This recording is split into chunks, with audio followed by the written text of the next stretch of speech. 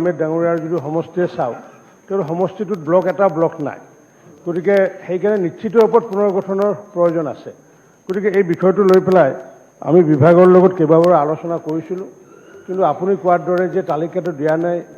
কাৰণ আমি জানো যে পঞ্চায়ত গঠন কৰিব লাগিলে ৬,০০০ পৰা ১০,০০০ মানুহ লৈ পেলাই পঞ্চায়ত গঠন কৰা হয় কিন্তু বহু এনেকুৱা পঞ্চায়ত আছে ১০,০০০তকৈ বেছি জনসংখ্যা আছে গতিকে সেইকাৰণে আকৌ আমি নতুনকৈ সেইটো ছাৰ্ভে কৰিবলগীয়া হোৱাৰ কাৰণে ব্লক গঠনত বিলম্ব হৈছে কিন্তু মই আশাবাদী যে অসম চৰকাৰে নিশ্চিত ওপৰত এই ক্ষেত্ৰত আগন্তুক দিনত বিহিত ব্যৱস্থা ল'ব আৰু আমি সৰ্বমুঠ তেনেকুৱাকৈ ৫৮টা নতুন ব্লকৰ কথা 58 ব্লকৰ কথা ইতিমধ্যে আমি প্ৰস্তাৱ আমি যুগুত কৰিছোঁ আৰু বিত্ত বিভাগৰ পৰা আমি অনুমোদন পোৱাৰ পিছতে এই ব্লকসমূহৰ পুনৰ্গঠনৰ কাম আমি আৰম্ভ কৰিম মাননীয় অধ্যক্ষ মহোদয় ইয়াত আসাম পঞ্চায়ত এক্ট 1994 অনুসৰি যেটো কথা মন্ত্ৰী মহোদয়ে কৈছে যে এখন গাঁও পঞ্চায়তৰ কাৰণে মিনিমাম ৬,০০০ ম্যাক্সিমাম ১০,০০০ পপুলেশ্যন থাকিব লাগে আৰু এটো পিছত আকৌ 2000ত এটো মানে এক্সাম কৰিছে এটা এমেন্ডমেন্টৰ জৰিয়তে এতিয়া আমি দেখিছো কিছুমান গাঁও পঞ্চায়তত মোৰ দেন 25,000 লৈকেও পপুলেশ্যন আছে গতিকে গাঁও পঞ্চায়ত বিলাকো আকৌ ডিলিমিটেশন কৰা বহুত প্ৰয়োজন হৈ পৰিছে কিন্তু এই বিষয়টো চৰকাৰৰ সিদ্ধান্ত এতিয়ালৈকে লোৱা বুলি ইয়াত স্পষ্ট উল্লেখ কৰা নাই আমি ভাবো অহা পঞ্চায়ত নিৰ্বাচনৰ পূৰ্বে গাঁও পঞ্চায়তসমূহ পুনৰ্গঠন কৰাটো নিশ্চিত কৰিব নেকি চৰকাৰে এই কথাটো কিন্তু স্পষ্ট লাগে এজ পাৰ এক্ট 1994 মিনিষ্টাৰ হয় অধ্যক্ষ ডাঙৰীয়া এজ পাৰ এক্ট 1994 মতে আমাৰ ২০০০ৰ অধিক জনসংখ্যা থাকিলে এইটো পুনৰ্গঠন কৰিব লাগে আৰু তেনেকুৱাকৈ আমাৰ ১,১০২টা তেনেকুৱা পঞ্চায়ত আছে য'ত নেকি ১০,০০০তকৈ অধিক জনসংখ্যা আছে এই বিষয়টো আমি ভাবিছিলোঁ কি যে ব্লকসমূহ পুনৰ্গঠন কৰাৰ পিছত আমি এইটো কৰিম বুলি ভাবিছিলোঁ কিন্তু এইটো বিষয় লৈ পেলাই আমি ইতিমধ্যে মাননীয় মুখ্যমন্ত্ৰী ডাঙৰীয়াই এখন আমাৰ কেবিনেট সাব কমিটি গঠন কৰি দিছে যে পঞ্চায়তৰ বিষয়ে যদি কিবা হাল সলনি কৰিবলগীয়া আছে উদাহৰণস্বৰূপে আমি পঞ্চায়ত ইলেকশ্যনটো পঞ্চায়ত সভাপতি ইলেকশ্যনটো ডাইৰেক্টলি খেলিম নে ইনডাইৰেক্টলি খেলিম কাৰণ জিলা পৰিষদৰ সভাপতি নিৰ্বাচিত হয় ইনডাইৰেক্টলি মেম্বাৰৰ জৰিয়তে আঞ্চলিক পঞ্চায়তৰ মেম্বাৰৰ জৰিয়তে আমি এই বিষয়টো লৈ পেলাই মাননীয় মুখ্যমন্ত্ৰী ডাঙৰীয়াৰ কেবিনেটত এখন কেবিনেট সাব কমিটি গঠন কৰি দিছে গতিকে আমি সেই কেবিনেট সাব কমিটিত এই বিষয়টো বিস্তাৰিতভাৱে আলোচনা কৰিম Question number 30, say Revjoti Kurmi. Revjoti Kurmi.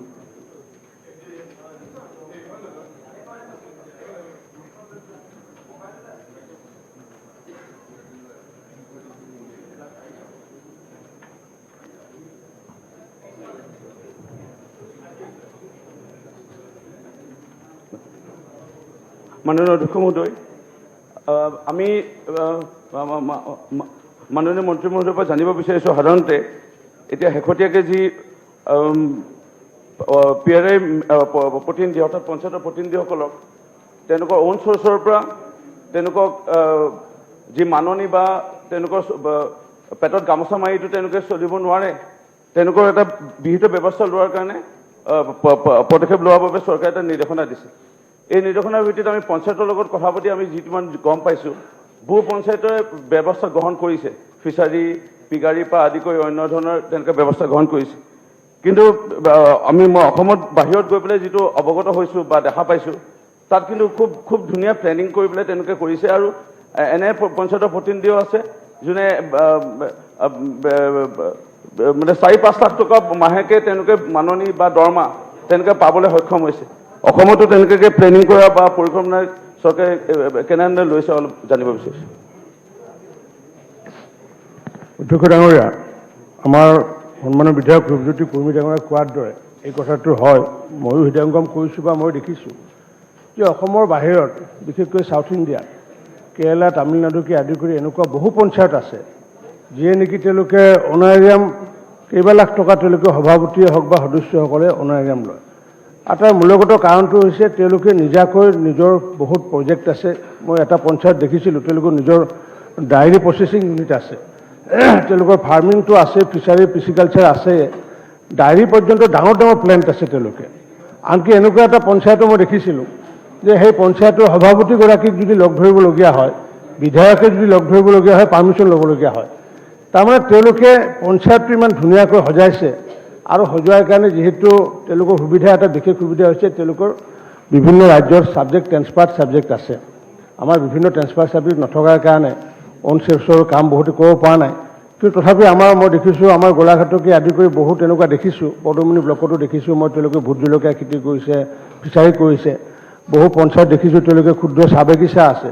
গতিকে আমাৰ পঞ্চায়তৰ বহুতো এনেকুৱা ধাৰণা এটা আছে যে পঞ্চায়ত মানে পঞ্চায়তৰ সদস্য হ'ব লাগে সভাপতি হ'ব লাগে নিৰ্বাচন খেলিব লাগে এনেকুৱা এটা মানসিকতাৰে পঞ্চায়তত নিৰ্বাচনত অৱতীৰ্ণ হয় কিন্তু পঞ্চায়তটোৰ উন্নতি সাধন কৰাৰ কাৰণে তেওঁলোকৰ যিটো ধ্যান ধাৰণা বহু ক্ষেত্ৰত মই নিজে কম পাইছোঁ কাৰণ কিয় মই নিজে পঞ্চায়তৰ সভাপতিসকলৰ ঘৰত বা পঞ্চায়ত কাৰ্যালয়ত ৰিভিউ কৰিছোঁ আমি এতিয়াও আহ্বান জনাইছোঁ আৰু আগন্তুক দিনত আমি নিৰ্বাচনৰ প্ৰাক মুহূৰ্তত এই বিষয়টো আমি বেছিকৈ সচেতনতা আমি আনিম যে পঞ্চায়তৰ উন্নয়নৰ ক্ষেত্ৰত যাতে পঞ্চায়তটোৱে যাতে অন চ'ৰ্চৰ যাতে বিষয় যাতে চিন্তা কৰে এই বিষয়টো সজাগতা ক্ৰিয়েট কৰিম এই মুহূৰ্তলৈ আমি যিমানখিনি আমি পাইছোঁ অসমত সন্তোষজনক নহয় অন চ'ৰ্চৰ ক্ষেত্ৰত আগন্তুক দিনত নিশ্চিত ৰূপত ইয়াৰ কিবা এটা দিহা ব্যৱস্থা কৰিম ধন্যবাদ আৰু কিবা আছে একদম শ্বৰ্টলি মাননীয় অধ্যক্ষ মহোদয় নোহোৱা কামসমূহ সম্ভৱ কৰি দেখুওৱা এনে উদাহৰণ আছে আমি দেখা পাইছিলোঁ কৰিমগঞ্জৰ এটা সমবায় সমিতি ডিপাৰ্টমেণ্টেল ষ্ট'ৰ খুলি শেষতে তেওঁলোকে দ্বিতীয় পুৰস্কাৰ পাইছিলে বেষ্ট সমবায় তেনেকৈ এক্সাম্পল আছে এনেকৈ মই অধ্যক্ষ মহোদয় মাননীয় মন্ত্ৰী মহোদয়ৰ পৰা এটাই বিষয়ে অনুৰোধ জনাম আৰু লগতে জানিব বিচাৰিম যে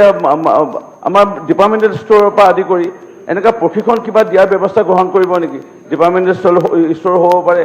বা স্পেচিফিক এই ফাণ্ড বোলে প্ৰত্যেক অঞ্চলৰ কাৰণে কৰিবই কাৰণ বহু মই 2006 পৰা অঞ্চলৰ ক্ষেত্ৰত কোনোদিনে আগৰ কোনো চৰকাৰে বা কোনো মন্ত্ৰীয়ে গুৰুত্ব দিয়া দেখা পোৱা নাছিলোঁ আপোনাৰ ওপৰত অকণমান আশা কৰিছোঁ নাই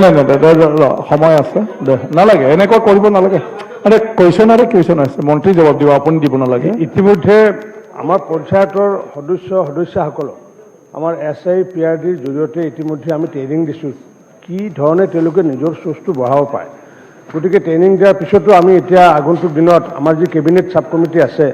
কেবিনেট ছাব কমিটিত এই বিষয়টো লৈ পেলাই আমি আলোচনা কৰিম ধন্যবাদ এতিয়া নেক্সট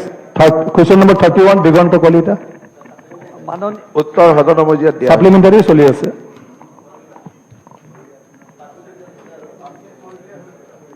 মাননীয় অধ্যক্ষ মহোদয় আপোনাৰ যোগেদি আমাৰ মাননীয় মন্ত্ৰী পৰ্যটন বিভাগক মই এটা অনুৰোধ কৰিব বিচাৰিছোঁ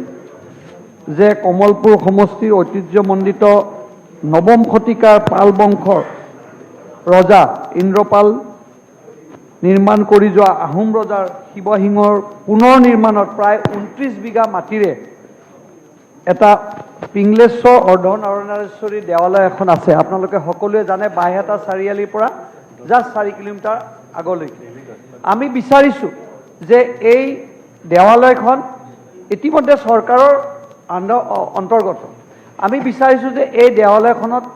ধুনীয়া এটা পৰ্যটন বিভাগৰ ধুনীয়া ব্যৱস্থা কৰিব পাৰি ইতিমধ্যে আৰ্কিঅলজি বিভাগৰ কিছু ব্যৱস্থাও তাত আছে কিন্তু ভালকৈ এটা ডিচিপ্লিন মেনত এটা ধুনীয়া পুখুৰী এটা তাত আছে আমি বিচাৰিছোঁ মাননীয় মন্ত্ৰী মহোদয় ডেকা আৰু তেওঁ আগতেও পৰ্যটন বিভাগত মন্ত্ৰী আছে চেয়াৰমেন হৈ আছিল আমি বিচাৰিছোঁ এটা সুন্দৰকৈ যাতে সজায় সেই মন্দিৰটো আমি যেনেকৈ কামাখ্যা মন্দিৰ এটা সকলোৱে জনাজাত এই মন্দিৰটোৰো যাতে অকণমান তেখেতে বিহিত ব্যৱস্থা লয় আৰু এদিন বিচাৰিছোঁ তেখেত নিজে মন্দিৰটোলৈ যাওক আশীৰ্বাদ লওক আৰু মই ভাবোঁ যে এই মন্দিৰটোত এটা খুব ভাল আমি পৰ্যটন বিভাগৰ ব্যৱস্থা কৰিব পাৰিম মন্ত্ৰীজন মাননীয় অধ্যক্ষ মহোদয় ইতিমধ্যে তেখেতে কৈছে যে অত্যন্ত ঐতিহাসিক পিংগলেশ্বৰ অৰ্ধনাৰীশ্বৰ দেৱালয় আৰু এই দেৱালয়ত আমি পৰ্যটন বিভাগে মই অধ্যক্ষ থাকোঁতে আমি 10 লাখ টকাৰ এটা অনুদান দিছিলোঁ সেই সময়ত তাত পুখুৰীটোৰ ৰিটাৰ্নিং ৱালৰ কাম কৰিছিল 120 মিটাৰ ৰিটাৰ্নিং ৱাল বনাইছিল আৰু সেই সময়তে আমি অসম দৰ্শন আঁচনিৰ জৰিয়তেও TND বিভাগৰ পৰা 10 লাখ টকা দিয়া হৈছিল এতিয়ালৈকে 20 লাখ টকা তাত দিয়া হৈছে কিন্তু যেহেতু এইটো অত্যন্ত ঐতিহাসিক মন্দিৰ আৰু বাইহাটা চাৰিআলিৰ পৰা মাত্ৰ 4-5 কিলোমিটাৰ গতিকে গুৱাহাটীৰ একেবাৰে ওচৰত আৰু খুব পৰ্যটনৰ সম্ভাৱনা থকা ঠাই আমাৰ বিভাগীয় অভিযন্তা তাত গৈছিলে গৈ চাইও আহিছে তাত যথেষ্ট সমল আছে আৰু ইতিমধ্যে PWD ডিপাৰ্টমেণ্টৰ ৰাস্তাটোৰ কাৰণে 35 লাখ টকাৰে ৰাস্তাটো বনাইছে মোটামুটিকৈ কাম কিছু হৈছে কিন্তু তাত কাম কৰিবলগীয়া আছে এইটো অনস্বীকাৰ্য যে কাম কৰিব লগা আছে গতিকে আমি আশা ৰাখিছোঁ যে আগন্তুক দিনত আমাৰ বিভাগৰ পুঁজি সাপেক্ষে আমি দায়িত্ব ল'ম তাৰ লগে লগে বিধায়ক মহোদয়ক এটা অনুৰোধ কৰিম যে আমাৰ কেন্দ্ৰীয় চৰকাৰৰ মিনি প্ৰসাদ নামৰ এখন আঁচনি আহিছে য'ত এনেকুৱা ধৰণৰ দেৱালয় বা এনেকুৱা সৰু সৰু ধৰ্মানুষ্ঠানক আমি আগবঢ়াই নিব পাৰোঁ আপুনি অকণমান ইনিচিয়েটিভ লৈ যদি বিভাগৰ লগত এই মিনি প্ৰসাদৰ কাৰণে আগবাঢ়ে আমি ভৱিষ্যতে তাত এটা ভাল পৰ্যটন ক্ষেত্ৰ গঢ়ি তুলিব পাৰিম আৰু আছে নাই মই খালি এটা কথাই কৈছোঁ কৈছে না। যে পুখুৰীটো যি আঁচনিতে নহওক এদিন তাৰমানে পইচা দিছে আধৰুৱা হৈ আছে মই কৈছোঁ যে পুখুৰীটো সুন্দৰকৈ সজাই সুন্দৰভাৱে নহ'লে খহি খহি পুখুৰীটো মানে একদম নোহোৱা হৈ গৈছে তেখেতে দিয়া বুলিও মই কৈছোঁ মইতো আগতেও তেখেত চেয়াৰমেন থাকোঁতে মই দিয়া বুলি কৈছোঁ আৰু অকণমান যদি দিয়ে ভালকৈ এটা যদি পূৰ্ণ পৰ্যায় হৈ যায় বিশেষকৈ সেই পুখুৰীটোৰ বহুত মহত্ব আছে সেই পুখুৰীৰ তলেদি এটা মন্দিৰলৈ যোৱা এটা আনকি এটা সুৰংগ এটাও আছে সেইকাৰণে মই অকণমান তেখেতক কৈছোঁ যে অকণমান বিশেষ ব্যৱস্থা যাতে লয় মন্ত্ৰী ডাঙৰীয়া বিভাগৰ পুঁজি সাপেক্ষে আৰু মই কৈছোঁ যে কেন্দ্ৰ চৰকাৰৰো মিনি প্ৰসাদ আছে মই নিশ্চয়কৈ সেইটোত অগ্ৰাধিকাৰ ৰাখিম ধন্যবাদ কুৱেশ্যন নম্বৰ 32 শ্ৰী অজয় কুমাৰ ৰায় উত্তৰ সদনৰ মজিয়াত দিয়া হৈছে অধ্যক্ষ মহোদয় মই আপোনাৰ জৰিয়তে মন্ত্ৰী মহোদয়ৰ পৰা জানিব বিচাৰিম যে যেহেতু জল জীৱন আঁচনি আমাৰ প্ৰধানমন্ত্ৰী ডাঙৰীয়াৰ এটা সপোনৰ আঁচনি সেই আঁচনিৰ অধীনত আজিলৈকে কিমান শতাংশ কাম সম্পূৰ্ণ হৈছে আৰু বিশেষকৈ আমাৰ বিজনী সমষ্টিত ইয়াৰ কাম কিমান দূৰ আগবাঢ়িছে তাৰ বিষয়ে জানিব বিচাৰিম আৰু মই বিভিন্ন সময়ত দেখিবলৈ পাইছোঁ যে আমাৰ বহু অঞ্চল আছে যে পাইপলাইনৰ কামখিনি সম্পূৰ্ণ হৈছে যদিও এতিয়ালৈকে পানী যোগান বা পানীৰ ব্যৱস্থাখিনি সম্পূৰ্ণ হোৱা নাই বা ৰাইজে পানী পাবলৈ সক্ষম হোৱা নাই তেনে ক্ষেত্ৰত আমাৰ বিভাগীয় কৰ্তৃপক্ষ বা আমাৰ চৰকাৰখনে কিবা ব্যৱস্থা লৈছেনে মন্ত্ৰী মহোদয় মাননীয় অধ্যক্ষ মহোদয় ইতিমধ্যে উত্তৰত আমি কৈছোঁৱে যে বিজনী সমষ্টিৰ ফিজিকেল প্ৰগ্ৰেছ 40% কাম তেখেতৰ সমষ্টিত হৈছে আৰু গোটেই অসমৰ যিটো চিনাৰী এই চিনাৰীত আমি প্ৰায় 37% কাম সম্পূৰ্ণ কৰিছোঁ এইটো ঠিক যে তেখেতে যিটো কথা কৈছে যে বহু ঠাইত পাইপলাইন হৈছে কিন্তু মানে বাকী কাম হোৱা নাই কাৰণ এই কামটো অকল পাইপলাইনে নহয় তাৰ লগত স্কিমৰ মানে ফিল্টাৰ এৰিয়া অভাৰহেড টেংক ইত্যাদি বিভিন্ন কাম থাকে হয়তো পাইপলাইনটো পুতাৰ পিছত বাকীখিনি কাম নোহোৱালৈকে সম্পূৰ্ণ নহ'ব আৰু ইয়াত আমাৰ ব্যৱস্থাটো এনেকুৱা যে কমপ্লিট স্কিমটো হোৱাৰ পিছতো আমি এটা মনিটৰিং বা থাৰ্ড পাৰ্টি ইনস্পেকশ্যনো ৰাখোঁ যাতে সম্পূৰ্ণ হেণ্ড অভাৰ কৰাৰ আগলৈকে কাৰণ যেতিয়ালৈকে পঞ্চায়তক হেণ্ড অভাৰ কৰা নহয় তেতিয়ালৈকে স্কিমৰ কামটো সম্পূৰ্ণ হোৱা বুলি ক'ব নোৱাৰি কাৰণ এতিয়া মেক্সিমাম স্কিমে আমি পঞ্চায়তক হেণ্ড অভাৰ কৰিব পৰা নাই আমি যিখিনি কাম সম্পূৰ্ণ কৰিছোঁ সেই সম্পূৰ্ণ কৰাৰ পিছত ট্ৰায়েল ৰান হয় ট্ৰায়েল ৰানৰ পিছতহে আমি পঞ্চায়তক হেণ্ড অভাৰ কৰোঁ পঞ্চায়তক হেণ্ড অভাৰ কৰাৰ আগলৈকে কোনো স্কিমে সম্পূৰ্ণ হোৱা বুলি কোৱা নহয় আৰু সেই স্কিমবিলাকৰ পেমেণ্টটো তেনেকৈ কৰা নহয় যেতিয়ালৈকে আমি মানে পঞ্চায়তক হেণ্ড অভাৰ নকৰোঁ এতিয়া ঠিক যে এনেকুৱা বহু ক্ষেত্ৰত কাৰণ এই বহুত স্কিমতে পানীৰ যিটো সমস্যা এই ধৰণৰ অভিযোগ থকাৰ কাৰণে আমি নতুনকৈ কেইবাটাও সংযোজন কৰিছোঁ যেনেকৈ আমি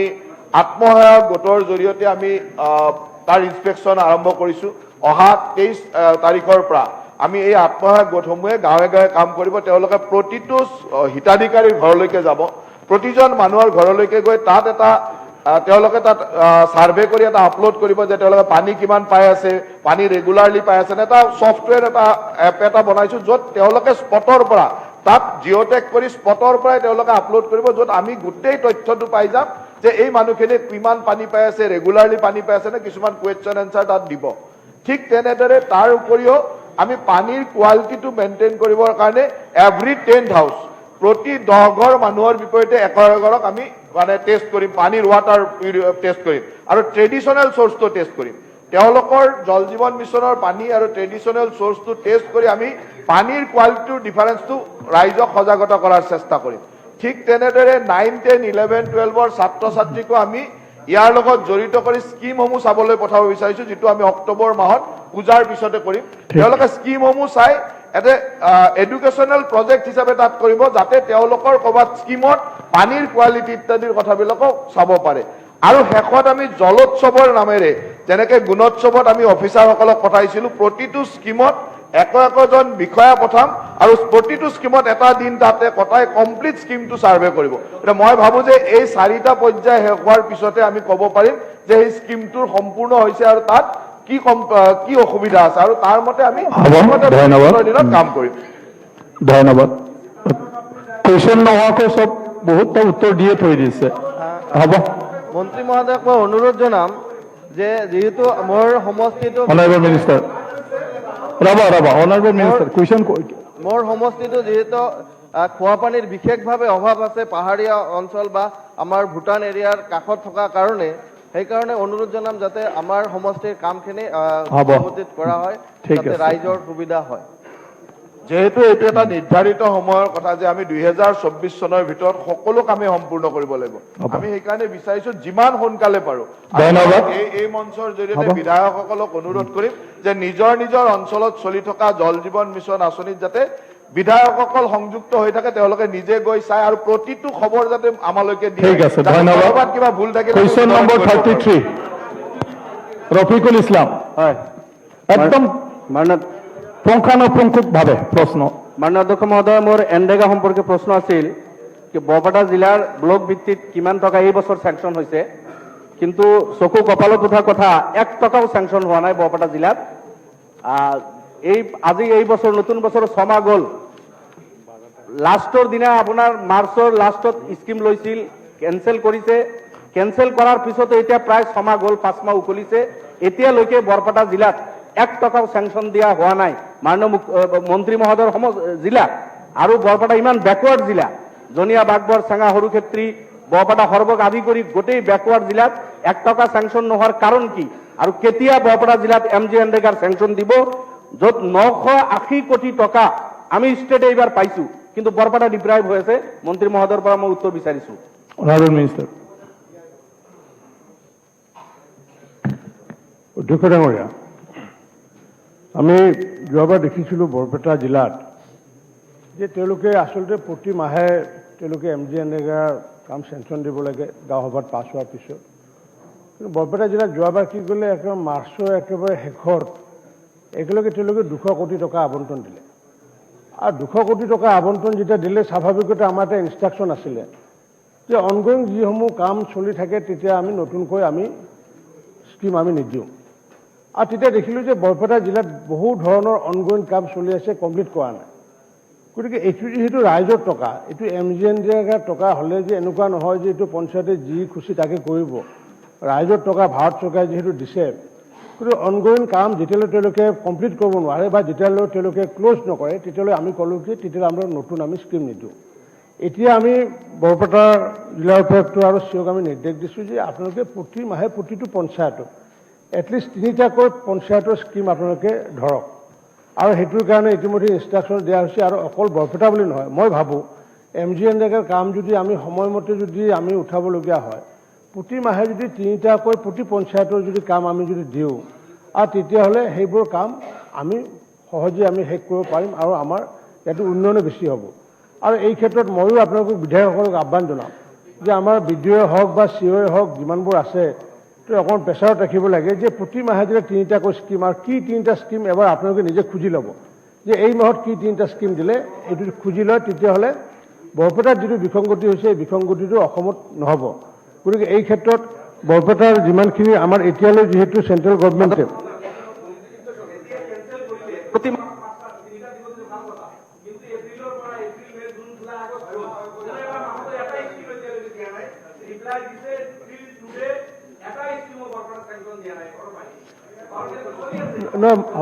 উত্তৰ দিবলৈ দিয়ক, উত্তৰ দিবলৈ দিয়ক,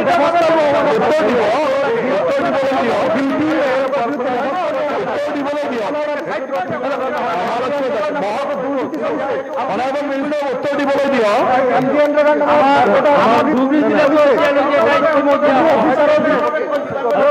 নহয় নহয়, মই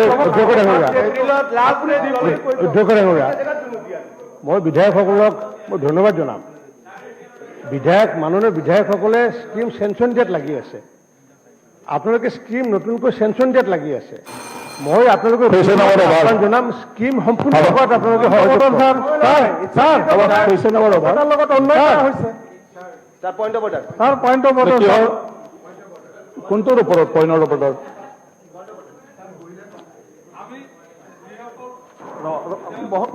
ডেপুটি লিডাৰ কৈ আছে। মাননীয় অধ্যক্ষ মহোদয়,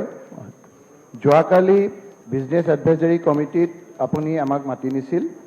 আৰু সদনখন ভালকৈ চলাবৰ কাৰণে আমাৰ সকলোৰে সহযোগিতা বিচাৰিছিল আৰু আমিও সেই সময়ত আপোনাক সহযোগ দিছিলোঁ। সেই সময়ত ৰুলছৰ কথা উপস্থাপন হৈছিল। আমি আপোনাক কৈছিলোঁ যে শূন্যকালীন ব্যৱস্থা যিটো আছে সেইটো ৰুল মতে যাওক, যোনে প্ৰশ্ন উত্থাপন কৰে সেই তেওঁ 5 মিনিট সময় কওক আৰু উত্তৰ দিওঁতাজনেও মন্ত্ৰীয়েও 5 মিনিট সময় কওক। সেই সময়ত যোৱাকালি মুখ্যমন্ত্ৰী ডাঙৰীয়াই কথা কৈ থকাৰ অৱস্থাত আমাৰ কেইজনমানে থিয় হৈ থকাৰ কথা কৈছিলে, সেইটো আমি সহযোগ দিছিলোঁ যে সেই সময়ত লিডাৰ অফ দ্য হাউচে কথা কৈ থকা অৱস্থাত তেনেকৈ ক'ব নালাগে। আমি এইটোও কৈছিলোঁ যে আমাৰ অধ্যক্ষ মহোদয়ে যেতিয়া উঠে তেতিয়া যাতে সদনত আমাৰ কোনো সদস্যই সেই সময়তে নুঠে, সেই সময়ত আপোনাক আমি সহযোগিতাৰ কথা কৈছিলোঁ। কিন্তু আমি কুৱেশ্যনাৰৰ কথাটো যিটো আজি দেখা গ'ল সেই কথাটো তেনেধৰণে আলোচনা হোৱাৰ কথা মোৰ মনত নপৰে, মই আছিলোঁ। কুৱেশ্যনাৰৰ কথাটো হ'ল অধ্যক্ষ মহোদয়, এইটো পৰম্পৰা, সকলো সদস্য কেতিয়াবা ইয়াত আছিল কেতিয়াবা তাত। যদি আপুনি মূল প্ৰশ্নকৰ্তাৰ বাহিৰে যদি কোনো প্ৰশ্ন কৰিব নোৱাৰে তেতিয়া মই ভাবোঁ যে ইমান এটা আমাৰ এনেই 45 দিন আমাৰ মিনিমাম আমাৰ এছেম্বলি হ'ব লাগে, এতিয়া আমাৰ মাত্ৰ 26 দিন গোটেই বছৰটোত হয়। আমাৰ যদি আমাৰ সদস্যসকলে যদি প্ৰশ্ন কৰাৰ সময়ত সকলো নিয়ম নীতি মানি যদি প্ৰশ্নই কৰিব নোৱাৰে পৰিপূৰক, তেতিয়াহ'লে মই ভাবোঁ যে এছেম্বলিখনৰ প্ৰতি এটা অনীহা আহিব। আপুনি কৈছে যে 50% সদায় উপস্থিত থাকিব লাগে, আমি অৰ্ডাৰ কৰিছোঁ। এই ক্ষেত্ৰত আপোনাক আমি বিনম্ৰ অনুৰোধ কৰিছোঁ যে মূল প্ৰশ্নকৰ্তাৰ বাহিৰেও আমাক যাতে 5 মিনিটে হওক বা 10 মিনিটে হওক, আমাক বুলি নহয় গোটেই সদনৰ মূল প্ৰশ্নকৰ্তাৰ বাহিৰে পৰিপূৰক হিচাপে আপুনি যিটো পৰম্পৰা চলি আছে দীঘলীয়াকৈ সেইটো নকৰি সদনখন ভালকৈ চলাবৰ কাৰণে আপুনি 10 মিনিট সময় যেতিয়া আমাৰ পৰিপূৰক সুধিবৰ কাৰণে বাকী মেম্বাৰ মূল প্ৰশ্নকৰ্তাৰ বাহিৰে সেই কথাটো আপোনাক এটা পৰম্পৰা আৰু আমাৰ ৰুলছ গোটেইখিনিৰ লগত সংগতি ৰাখি কৰিবৰ কাৰণে বিনম্ৰভাৱে অনুৰোধ কৰিছোঁ।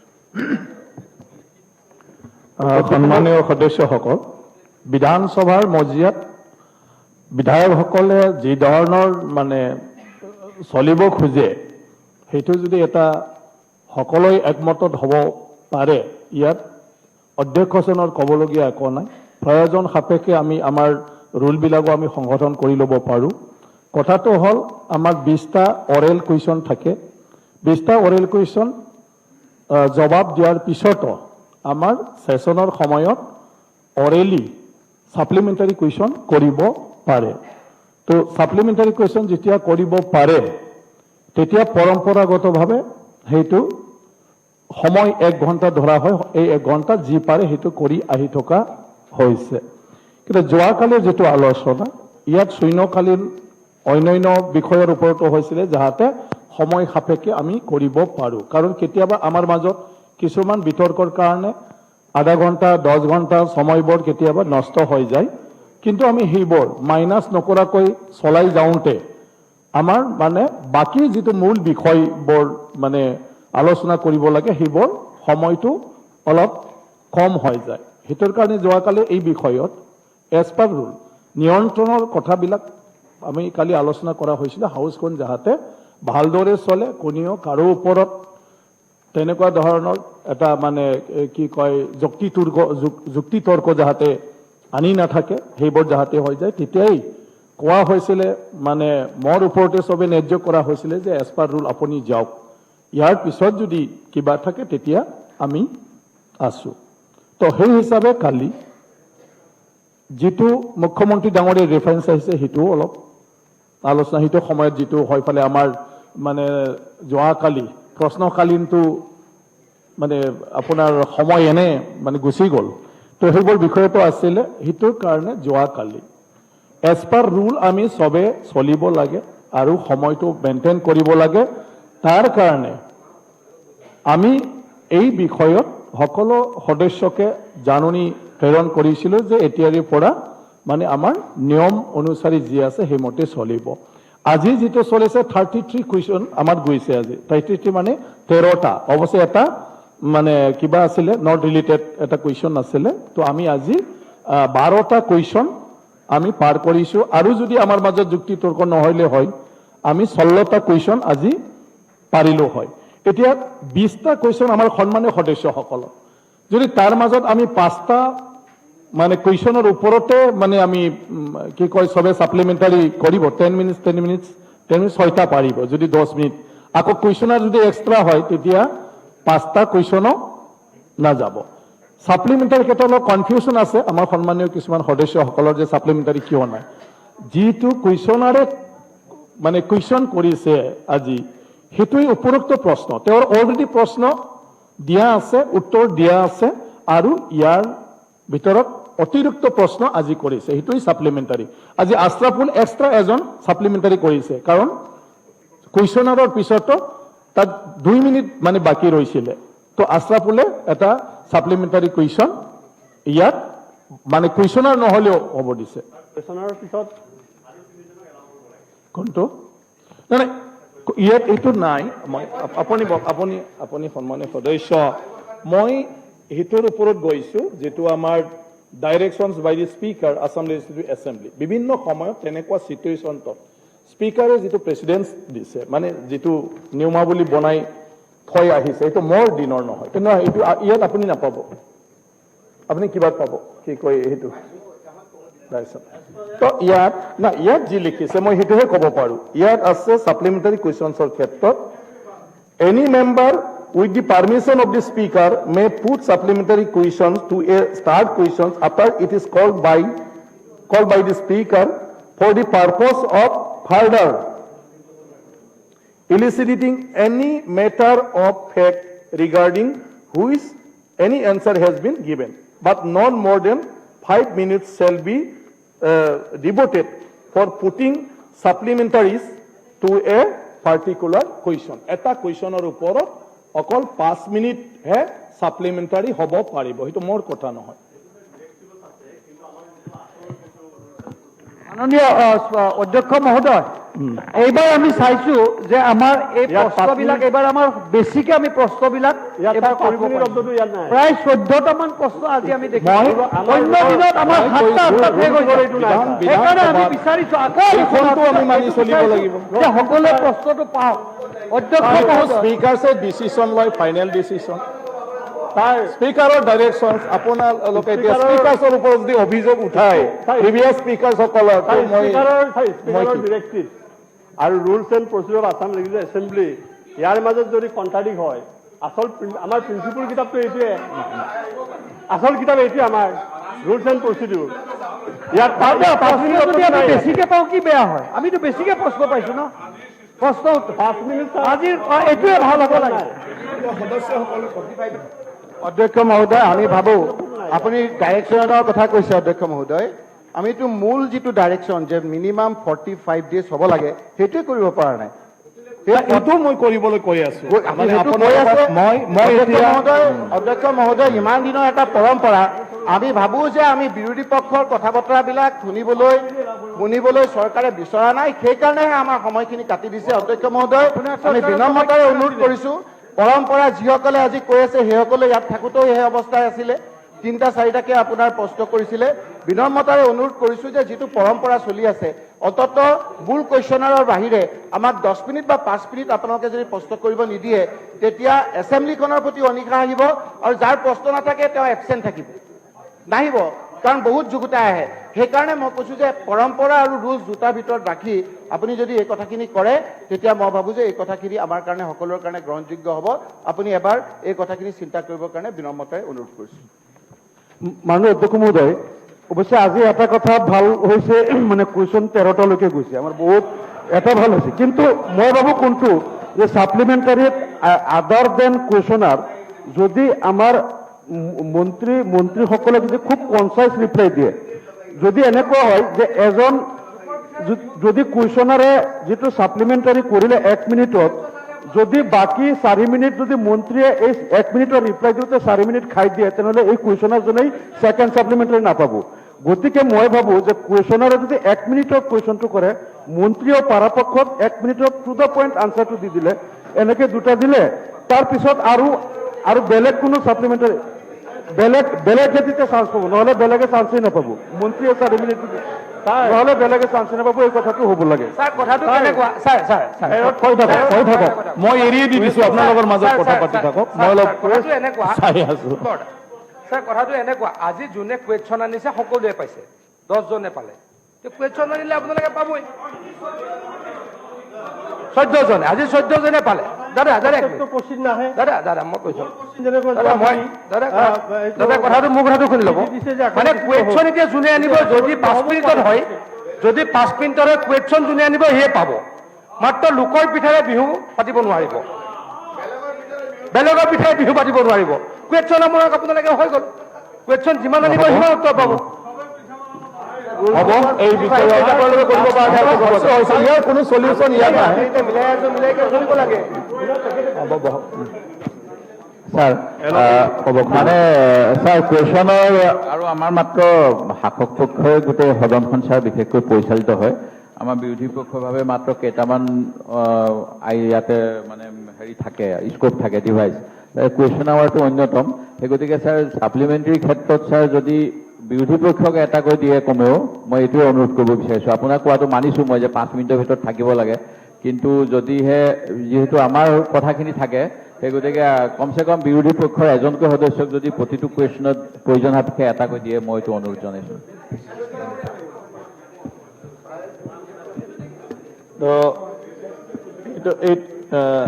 এই বিষয়টো এনেকৈ থাকক,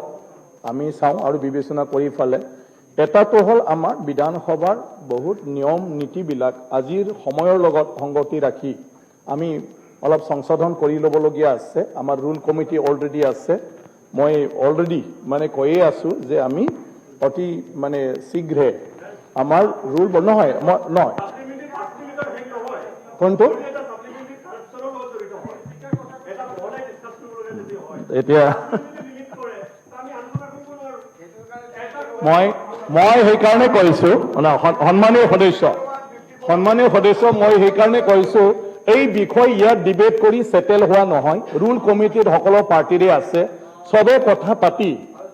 আমি লাগিলে বিধানসভা 2 মাহ পাতক, এদিনত অকল এটা ডিপাৰ্টমেণ্ট কথা পাতিব, সেইটোতো কৰি ল'ব পাৰে। ইয়াত কোনো প্ৰব্লেম নাই। যদি কয় ন কুৱেশ্যন আৱাৰ, কোনো বস্তু নাথাকিব, বিল হ'ব, বিলৰ ওপৰত ফুল ডিছকাশ্যন হ'ব, আদাৰৱাইজ ডিপাৰ্টমেণ্ট হ'ব, ডিপাৰ্টমেণ্টৰ ৱাৰ্কিঙৰ ওপৰত দিনটো ডিছকাশ্যন হ'ব, যেনেকৈ কৰি লয়। গতিকে সেইটো আমি ৰুলত কৰি ল'লে হ'ল। ৰুলত সকলো আছে, ইয়াতো মই ডিচিশ্যন দিব নোৱাৰোঁ। কোনো হাউচত এছেম্বলিত মানে ৰুল আলোচনা কৰি পেলাই সিদ্ধান্ত নহয়, এইটো পাৰ্টিৰ মজিয়াত হ'ব, কিন্তু এছেম্বলিত নহয়। মই বুজি নাপাওঁ আপোনালোকে ৰুলৰ বিপক্ষে কেনেকৈ কৈছে। নাই তেনেকুৱা নহয়।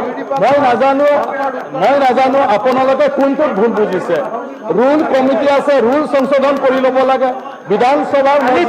ৰুলৰ বিষয়ে আলোচনা বিষয় নাই। মই কালি BSCত নাছিলোঁ, মোৰ কিবা এটা কালিতো LOP ডাঙৰীয়া BSCত আছিলে, কালিতো LOP ডাঙৰীয়া BSCত আছিলে নিশ্চয়। কোন আছিলে? Deputy speaker. কালিতো আপুনি BSCত আছিলে। এটা ছাপ্লিমেণ্টাৰী, আৰে কালিতো উপদলপতি ডাঙৰীয়া আছিলে। হ'ব লাগে, পৰহিদিনা আমি আলোচনা কৰিছোঁ। মই সদান বৰুৱা, সময় বৰুৱা, এতিয়া আপোনালোকে মই যেতিয়া প্ৰস্তাৱ দিওঁ BSCত যে 2টা বেলা বহিব লাগে, যিহেতু আমি বিধানসভাত আহিছোঁ, আপোনালোকে কোনেও সেইটোৰ কাৰণে ইচ্ছুক নহয়, মানে 2টা বেলা বহাৰ কাৰণে। আমি ইমান পইচা খৰচ কৰোঁ মানে সেই বিধানসভাৰ কাৰণে, গতিকে 2টা বেলা বহোঁতে আমাৰ মানে কি অসুবিধা হয়। 2টা বেলা হ'লে আমি এটা বিষয়ত 4 ঘণ্টা 6 ঘণ্টা ডিছকাশ্যন কৰি থাকিব পাৰোঁ। গতিকে 2 বেলা কৰাটোতো আমি মান্তি হ'ব লাগিব। ইয়াৰ পিছত মই কৈছোঁ 2 বেলা নকৰিলে আমি দিনটো বঢ়াব লাগে। দিন বঢ়াটো কালি আলোচনা কৰা হৈছে, আৰু আমাৰ পাৰ্লিয়ামেণ্টাৰী এফেয়াৰ্ছ মিনিষ্টাৰ ডাঙৰীয়া আৰু ছিনিয়ৰ আমাৰ মন্ত্ৰী ডাঙৰীয়াক দায়িত্ব দিয়া হৈছে যে চৰকাৰী পক্ষৰ পৰা মানে সেই বিষয়ত আলোচনা কৰি ফালে আমি 1 সপ্তাহৰ সলনি 2 সপ্তাহ 3 সপ্তাহ বাকী দিনটোত আৰু বাজেটত আমি যাহাতে 4 সপ্তাহলৈকে আমি মানে সেশনটো বহিব পাৰোঁ। এইটো অলৰেডি অল পাৰ্টিটো সেইদিনা ডিচাইডেড, আৰু যোৱাকালি BSCতো সেইটো আমি এণ্ডৰ্ছ কৰা হৈছে। গতিকে দিন বাঢ়িম, আৰু এটাতো ঘণ্টা কথা পাতিব পাৰে। আমি পাৰ্লিয়ামেণ্টত দেখোঁ, আমি যদি পাৰ্লিয়ামেণ্টত চাওঁ, যদি গুৰুত্বপূৰ্ণ বিষয় হয়, ৰাতি 12টা এটা হ'লেও ডিছকাশ্যনটো চলি থাকে, কাৰণ ইটোৰ কাৰণে বিধায়ক, ইটোৰ কাৰণে সাংসদ। গতিকে আপোনালোকে যেনেকৈ বিচাৰিব তেনেকৈ হ'ব। আজিৰ প্ৰশ্নৰ মানে উপৰোক্ত প্ৰশ্নৰ ক্ষেত্ৰতো মই সেইটোৱে কৈছোঁ, ৰুল কমিটি আছে, মই অলৰেডি কৈছোঁ, এই ৰুলবিলাকৰ এতিয়া আপোনালোকে এইটো মান্তি হোৱা নাই, এটা ডেফিনেটলি যেতিয়ালৈকে সংশোধন নকৰে ইয়াৰ ওপৰত মই ডিচিশ্যন দিব নোৱাৰোঁ। নাই মই প্ৰেচাৰাইজ কৰিছোঁ, স্পীকাৰ কেতিয়াও ৰুল বনাব নোৱাৰে অকলে, স্পীকাৰ কেতিয়াও মানে চব বিষয়বিলাক অকলে অকলে সিদ্ধান্ত ল'ব নোৱাৰে, সেইটো আগৰ পৰা ডাইৰেকশ্যন আছে, এইটোতো মোৰ নহয়। আপোনালোকে যদি বিধায়ক হয় সংসদীয় নিয়ম নীতি যদি নামানে তেতিয়াতো মোৰ উপায় নাই। অধ্যক্ষ মহোদয়, বক্তৃতা দিয়া অৱস্থাত আমি বহি দিবলৈ পাম, স্পীকাৰে কথা কওঁতে কোনোবাই কথা ক'লে আমি বহি দিব পাম। সেইটো যদি ওলোটাকৈ যদি এই কথাবিলাক হয় তেতিয়াহ'লেতো আৰু অধ্যক্ষ মহোদয় আপুনি ক'লে আমি কোনদিনা ক'লো যে পিছবেলা নবহো, সেইটো কৈ লাভ নাই নহয়, এটা ৰুলটোহে নামানে আৰু ৰুলৰ কথা কৈ কি লাভটো আছে? এই হাউচখনত ৰুলৰ কোনো কথাই সন্মানীয় সদস্যসকল, মই কৈছো যে ৰুলটো কৰি কি হ'ব, যিটো ৰুলৰ কথা, ৰুলৰ বিৰুদ্ধে আমি আলোচনা কৰি আছো, এইবোৰৰ বিষয়ে আমি ইয়াত আলোচনা কৰি কি হ'ব? সেইকাৰণে মই কৈছো যে ৰুল কমিটি আছে, ৰুল কমিটিয়ে সেইটো কৰক, মই ফৰৱাৰ্ড কৰি দিম। কিন্তু সেইটো নহয় যে মোক ইয়াতে স্পটত ৰুলৰ বিপক্ষে সিদ্ধান্ত ল'বলৈ দিয়াটো, সেইটো কেতিয়াও কোনো নিয়মৰ কিবা কৰিব নোৱাৰে, আৰু সেইটো মই নোৱাৰো। নাই, সেইটো নিয়ম আছে, হাউচ ত্যাগ কৰি যাব পাৰে, সেইটো নিয়মত আছে, তাত মই আপত্তি নকৰো। তো আপোনালোকে 5 দিন আহিলেও মই আপত্তি কৰিব নোৱাৰো। না, আপোনালোকে যেনেকৈ কয় এনেকৈ হ'ব। ধন্যবাদ।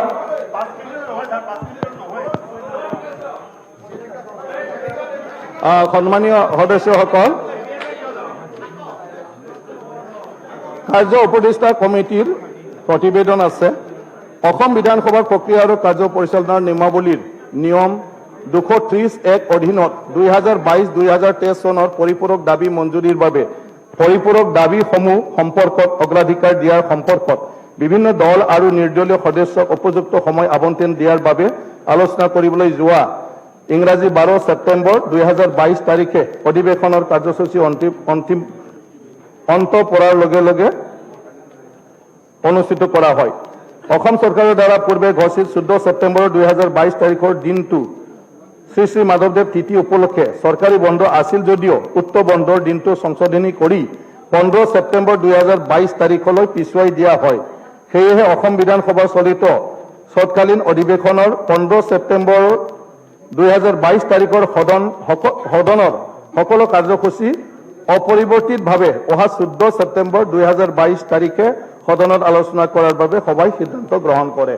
আমাৰ অহাকালি বন্ধ আছিলে আগৰ লিষ্টত, কিন্তু অলপমান খেলি মেলি হৈছে, চৰকাৰী বন্ধৰ কাৰ্যসূচী পৰহি, সেইকাৰণে পৰহিৰ গোটেই বিজনেছ অহাকালি লৈ অনা হৈছে। গতিকে অহাকালি সেশন হ'ব নহ'ব বুলি ভাবিব নালাগে, আৰু সেইটো কালি BSCত আমি সিদ্ধান্ত লৈছোঁ। সভাই অধিৱেশনৰ সময়ছোৱাত সদনৰ কাৰ্যসূচী চলি থকাৰ সময়ত সকলো দলৰ সদস্যৰ মুঠ সংখ্যা 50% সদস্যৰ উপস্থিতি নিশ্চিত কৰিবলৈ সিদ্ধান্ত গ্ৰহণ কৰে, আৰু সদনৰ মজিয়াত গঠন প্ৰস্তাৱ ওপৰত, বাজেটৰ ওপৰত, সাধাৰণ আলোচনা, ৰাজ্যপালৰ ভাষণৰ ওপৰত আলোচনা ইত্যাদিৰ সময়ত বিধানসভাৰ বিভিন্ন দল গোটেই নিৰ্ধাৰিত সময়তকৈ আধা ঘণ্টা আগতে নামৰ তালিকা অধ্যক্ষৰ ওচৰত লিখিতভাৱে দাখিল কৰিব লাগিব বুলি সিদ্ধান্ত লোৱাৰ উপৰিও অহা 13, 16 আৰু 19 ছেপ্টেম্বৰ 2022 তাৰিখে সদনৰ কাৰ্যসূচী দুইবেলা অনুষ্ঠিত কৰাৰ সিদ্ধান্ত গ্ৰহণ কৰে। সভাত 2022-23 চনৰ পৰিপূৰক দাবী মঞ্জুৰীসমূহৰ ওপৰত আলোচনা কৰি সৰ্বসন্মতিক্ৰমে নিম্নলিখিত পৰিপূৰক দাবী মঞ্জুৰীৰ বাবে পৰিপূৰক দাবীসমূহ অগ্ৰাধিকাৰ ভিত্তিত 14 ছেপ্টেম্বৰ 2022 তাৰিখে আলোচনা কৰাৰ সিদ্ধান্ত লয়। তলত দিয়া ধৰণে পৰিপূৰক দাবী মঞ্জুৰী কেইটা অগ্ৰাধিকাৰ ভিত্তিত আলোচনা কৰাৰ বাবে লোৱা হয়। ক্ৰমিক নম্বৰ 1, মঞ্জুৰী নম্বৰ 57, দাবীৰ নাম পঞ্চায়ত আৰু গ্ৰামোন্নয়ন, অগ্ৰাধিকাৰ ভিত্তিত নিৰ্ধাৰিত 1 নম্বৰ। 1 নম্বৰত আমাৰ পঞ্চায়ত আৰু গ্ৰামোন্নয়নৰ ওপৰত আলোচনা হ'ব, তাৰে গ্ৰামোন্নয়নৰ ওপৰত হ'ব, ৰুৰেল ডেভেলপমেণ্ট নহয়, পঞ্চায়তৰ ওপৰত হ'ব, গ্ৰাম পঞ্চায়তৰ ওপৰত। ৰুৰেল ডেভেলপমেণ্টৰ ওপৰত হ'ব হয় গ্ৰামোন্নয়ন হয় তাত হয় মানে অসমীয়া ইংৰাজীটো গ্ৰামোন্নয়নটো মই অলপ 57 নাই 57 আৰু 63 নহয় 57 পঞ্চায়ত আৰু গ্ৰামোন্নয়নৰ আমি গ্ৰামোন্নয়নটোৰ ওপৰত আলোচনা হ'ব মানে লিখাটো কিন্তু পঞ্চায়তৰ ওপৰত আছিলে ন আলোচনাটো এটা কাৰেকশ্যন কৰিব পাৰিবা 57 আৰু 63 তাৰপিছত জলসম্পদৰ ওপৰত হ'ব মানে মঞ্জুৰি নং 63 আলোচনাৰ বাবে সময় তলত উল্লেখ কৰা ধৰণে আবণ্টন দিয়া হয় ভাৰতীয় জনতা পাৰ্টি 1 ঘণ্টা 45 মিনিট বিত্তমন্ত্ৰীৰ উত্তৰ সহ ভাৰতীয় জাতীয় কংগ্ৰেছ 45 মিনিট অসম গণ পৰিষদ 15 মিনিট সৰ্বভাৰতীয় সংযুক্ত গণতান্ত্ৰিক মৰ্চা 25 minute united peoples party liberal 11 minute 40 second Bodoland peoples front 5 minute communist party of India 1 minute 40 second নিৰ্দলীয় 1 মিনিট 40 ছেকেণ্ড আশা কৰোঁ এই প্ৰতিবেদনৰ ওপৰত মাননীয় সদনৰ অনুমোদন আছে কোনটো নহয় মানে গ্ৰামোন্নয়ন হ'ব ইয়াত মানে ভুল হৈছে লিখাটো হ'ব এইটো সংশোধন কৰা হ'ব আৰু এইটো মানে এইটো কিবা মঞ্জুৰি আছে কাৰণ ফাইনেন্স কিবাৰ কাৰণে হা এপ্ৰিচিয়েশ্যন বিলখন ডিছকাশ্যন হ'ব না নাই আমি এইটো ঠিক কৰি ল'ম বাকীটো তো এতিয়া আমাৰ আইটেম নম্বৰ 3 আমাৰ মেম্বাৰ্ছ আৱাৰ্ড আৰু প্ৰথমতে আব্দুল বাতিন খণ্ডকাৰ মই এটা কথা আগতে কৈ লওঁ মানে আমাৰ বিধায়কসকলে 3টা বিভাগৰ ওপৰত বক্তব্য ৰাখিব পাৰে নিজৰ সমষ্টিত কি প্ৰয়োজনীয়তা আছে কি সমস্যা আছে আৰু ইয়াৰ ওপৰত আমাৰ মন্ত্ৰীসকল ইয়াত জবাব দিব লাগে মন্ত্ৰী ডাঙৰীয়াসকল কিন্তু মই অনুৰোধ কৰিব খুজিছোঁ 3জন বিধায়কে চাৰিজন বিধায়কে বক্তব্য ৰাখি যোৱাৰ পিছত কনচাৰ্ণ মন্ত্ৰী ডাঙৰীয়াসকলে নোট কৰি লওক MLA ৱাইজ এনচাৰ দিওঁতে একেবাৰতে 4টাৰো উত্তৰত ভাষণটো মন্ত্ৰীসকলে দিলে ভাল হ'ব নহলে আমাৰ সময়টো নাটনি হৈ যায় যে এজন মন্ত্ৰীয়ে 4জনক মানে বিভিন্ন ডিপাৰ্টমেণ্টৰ কথাটো একে ধৰণৰ বলাই বুজাই থাকোঁতে আমাৰ মানে বহুত সময় লয় সেইকাৰণে একেবাৰতে তেওঁৰ সমষ্টিৰ স্পেচিফিক কথাটো থাকিলে লেকিন আমাৰ মন্ত্ৰী ডাঙৰীয়াসকল ইটোৰ লগত যেহেতু ৰিলেটেড বিষয়টো বুজাবলগীয়া হয় তো এজনৰ কাৰণে যিটো বুজাব সেইটো আমাৰ 4জন সদস্যৰো যদি এই বিভাগৰ কথা থাকে তেতিয়া আমাৰ এটাতে হৈ যায় তাৰপিছত স্পেচিফিক তেওঁৰ কনষ্টিটুৱেঞ্চিৰ কথাটো কৈ দিলে হ'ল গতিকে যিসকল বিধায়কে মানে ভাষণ ৰাখিব আমি উত্তৰটো ইয়াৰ পিছত একেবাৰতে মন্ত্ৰীসকলৰ ওৱান আফটাৰ আনাডাৰ আমি কৰি দি দিম সেইটো হ'লে সময়টো মানে জুৰিব নহলে 2 ঘণ্টাত সময়টো শেষ নহ'বগৈ হয় কি ক'লে মই শুনা নাই অলপ মাইকটো দিয়ক সমষ্টি ৱাইজ যিবিলাক প্ৰব্লেম আছে বিভিন্ন ডিপাৰ্টমেণ্টৰ সেইবিলাকতো মিনিষ্টাৰে নিৰ্দিষ্টভাৱে সেইখিনি উত্তৰ দিব লাগিব নাই মই সেইকাৰণে কৈছোঁ কনষ্টিটিউৱেঞ্চি ৱাইজ তেখেতসকলে আপোনালোকৰ ভাষণটো নোট কৰি যাব আৰু সেইটোৰ জবাব দিব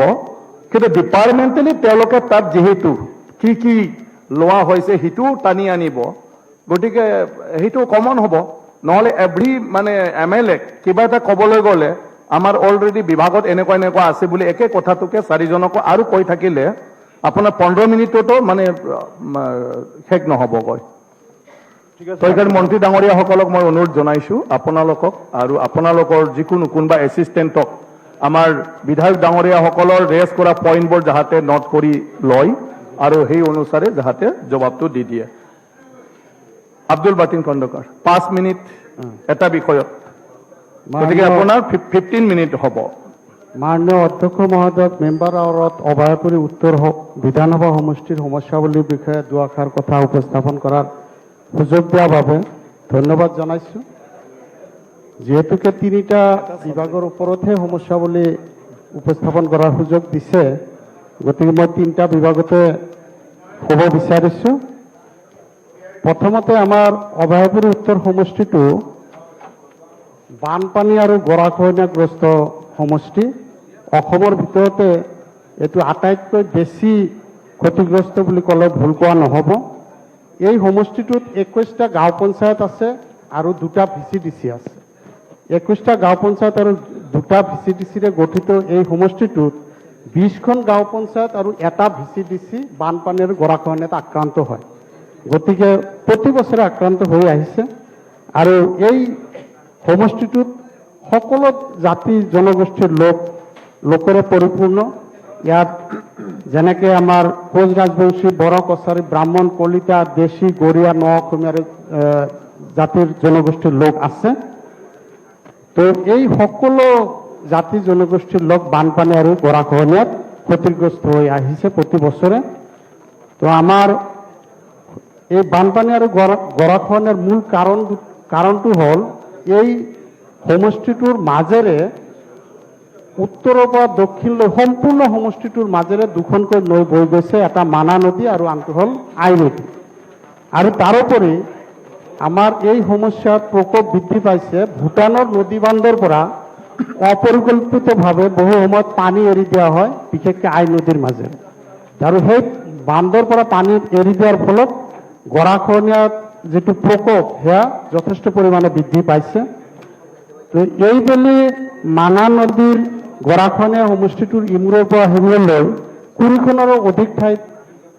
আক্ৰান্ত কৰিছে, যেনে শালমাৰা, ভাটিপাৰা, ডাঙাইগাঁও, ভাণ্ডাৰা, বাঁশবাৰী, আওলাগুৰি, গনগুন্না, নাম্বাৰপাৰা, গোলাপাৰা,